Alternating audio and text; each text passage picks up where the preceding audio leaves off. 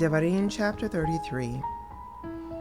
This is the blessing that Moshe, the man of God, spoke over the people of Israel before his death. Yehovah came from Sinai. From Seir he dawned on his people, shone forth from Mount Paran, and with him were myriads of holy ones. At his right hand was a fiery law for them.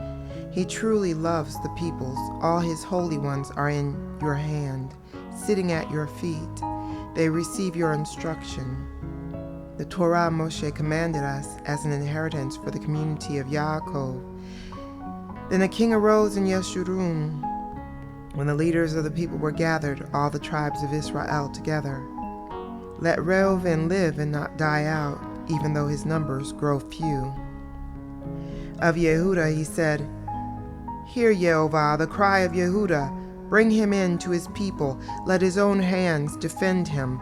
But you help him against his enemies. Of Levi he said, Let your Tumim and your Urim be with your pious one, whom you tested at Massa, with whom you struggled at Meribah spring. Of his father and mother he said, I don't know them. He didn't acknowledge his brothers or children, for he observed your word and he kept your covenant. They will teach Yaakov your rulings, Israel your Torah. They will set incense before you and hold burnt offerings on your altar. Yehovah bless his possessions, accept the work he does, but crush his enemies hip and thigh. May those who hate him rise no more. Of Benjamin he said, Yehovah's beloved lives securely. He protects him day after day. He lives between his shoulders. Of Yosef he said, May Yehovah bless this land.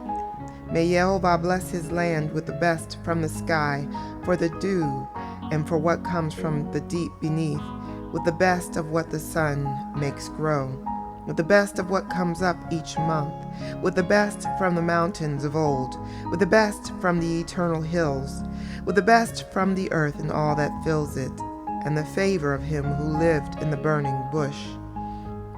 May blessing come on the head of Yosef, on the brow of the prince among his brothers. His firstborn bull, glory is his horns are those of a wild ox. With them he will gore the peoples, all of them, to the ends of the earth. These are the myriads of Ephraim, these are the thousands of Manasseh. Of Zebulun he said, Rejoice, Zebulun, as you go forth, and you, Issachar, in your tents. They will summon peoples to the mountain, and there offer righteous sacrifices, for they will draw from the abundance of the seas and from the hidden treasures of the sand. Of God, he said, Blessed is he who makes God so large. He lies there like a lion, tearing arm and scalp. He chose the best for himself when the princely portion was assigned. When the leaders of the people came, he carried out Yehovah's justice and his rulings concerning Israel. Of Dan he said, Dan is a lion cub, leaping forth from Bashan. Of Naphtali he said, You, Naphtali, satisfied with favor and full of blessing from Yehovah, take possession of the sea and the south. Of Asher he said, May Asher be most blessed of sons. May he be the favored among his brothers, and bathe his feet in oil. May your bolts be of iron and bronze, and your strength last as long as you live.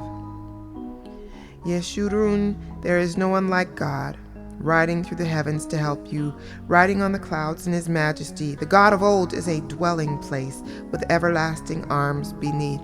He expelled the enemy before you, and he said, Destroy! So Israel lives in security. The fountain of Yaakov is alone in a land of grain and new wine, where the skies drip with dew. Happy are you, Israel.